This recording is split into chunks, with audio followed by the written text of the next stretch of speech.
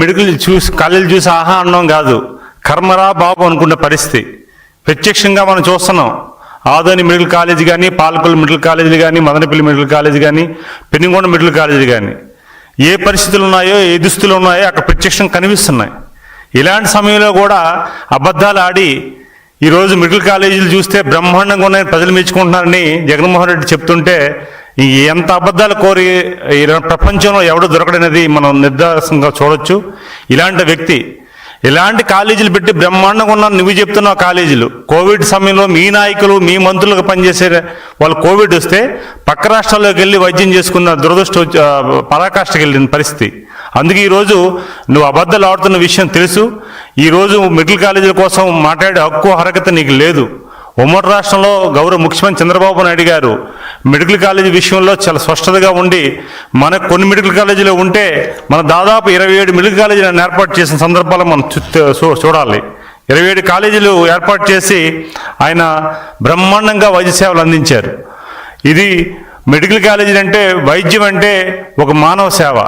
ఇలాంటి మానవ సేవలో కూడా అబద్ధాలు ఆడి మెడికల్ కాలేజీలు ఇప్పుడున్న పరిస్థితులు కూడా స్పష్టంగా కనిపిస్తున్నాయి. నువ్వు ఎలాంటి మెడికల్ కాలేజీ కట్టావో ఈ పునాదులతో ఉన్నాయా, లేకపోతే ఆ పునాదులు లేకుండా ఉన్నాయా, ఒక సైట్ని చూపించి కూడా మెడికల్ కాలేజీని చెప్పుకున్న పరిస్థితి కూడా ఈరోజు జగన్మోహన్ రెడ్డి ఉన్నాడంటే ఏ రకంగా ఆలోచిస్తున్నాడో మనం అర్థం చేసుకున్న పరిస్థితి ఉంది.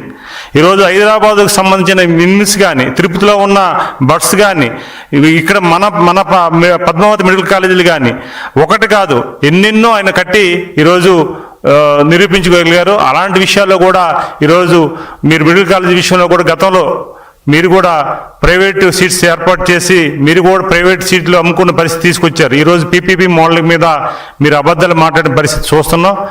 ఈరోజు జగన్మోహన్ రెడ్డి అబద్ధాలు పుట్టనేది నిదర్శనం చెప్పుకోవాలి. ఎందుకంటే గత మేనిఫెస్టోలో 85% పేకు ఆయన 80% మేనిఫెస్టోలు ఇచ్చిన పథకాలని పూర్తిగా విస్మరించి ఫేక్ సృష్టించిన విషయాలు మనం గుర్తుపెట్టుకోవాలి.